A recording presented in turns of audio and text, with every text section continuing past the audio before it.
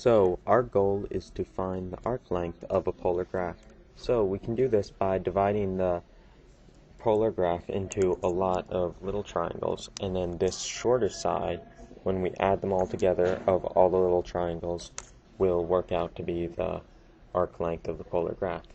So we can do this using the Pythagorean formula by finding the change in x and change in y between each radius position, and then the square root of those squared and added together is the length of this shorter side. So when we add a bunch of these together, we get the polar length of the graph.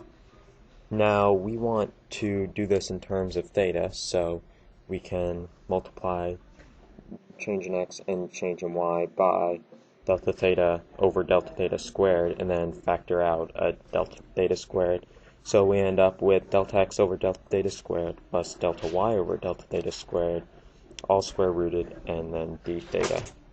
So then if we take the limit as delta theta goes to 0, this becomes an integral of the square root of dx over d theta squared plus dy over d theta squared d theta.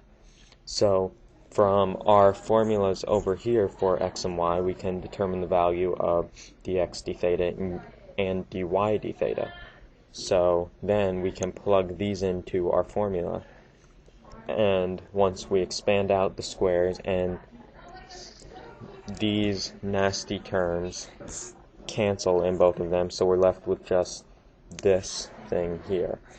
And then our cosine squared theta plus sine squared theta from the trig identity become 1, so then we are left with simply the square root of dr over d theta squared plus r squared d theta, and so that's our arc length.